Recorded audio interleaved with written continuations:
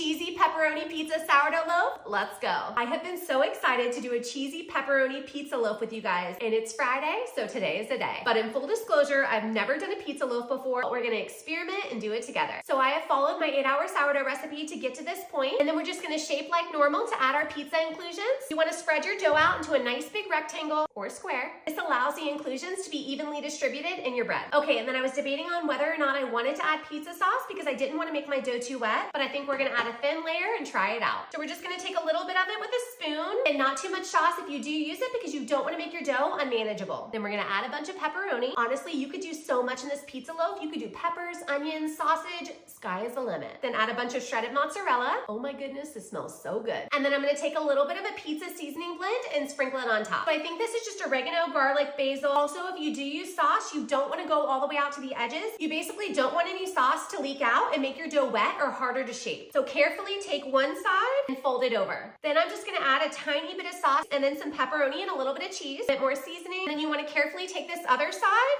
and fold it over to the middle. And again, a tiny bit of sauce and more pepperoni and cheese. And then just roll her up. This will be pretty thick, so be very careful when you're rolling it up because you don't want your inclusions to fall out. And then we want to shape into that nice round ball. So out, in, tucking in the underside. You're just creating tension on the surface of your dough by doing this. And guys, that looks pretty darn good for a first shape. So I'm not gonna do a final shape on this one because I don't want all of my inclusions to bust out. I'm gonna flour the inside of my banneton. Then we're gonna take our loaf and flip it upside down into our banneton. And then I cover my loaves with these plastic shower caps. They keep all the moisture in while proofing, and they're linked on Amazon in my bio. So that's it. This pizza loaf is gonna cold proof in the fridge for 2 hours, and then we're gonna take it out, score it, and bake. All right, guys, this has been in the fridge to proof for 2 hours. We're just gonna plop this girl right on there. We're gonna flour the top.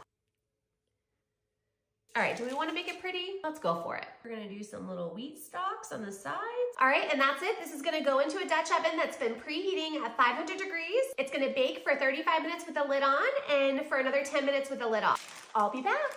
And we're back, you guys. I think I made a pizza loaf. Okay, so there is like no way I'm gonna be able to wait to cut into this. It's only been 20 minutes, but I waited as long as I could. Cheesy pepperoni pizza sourdough loaf, crumb shot. All right, moment of truth, and I'm really nervous. Okay, hopefully fully cooked in the middle. Here we go. Okay, so definitely fully cooked and gorgeous crumb, but I was expecting more pizza. Okay, I have to cut into this again. There we go. Now we're starting to see the pizza layers. Let's cut us a slice. If you could see how cheesy this is throughout the bread, look at the layers of pizza. All right, I gotta cut it into this side too.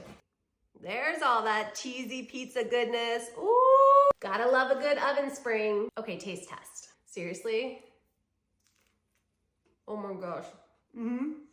This legit tastes like a pizza. It's so cheesy. Guys, you have to try this. Definite win.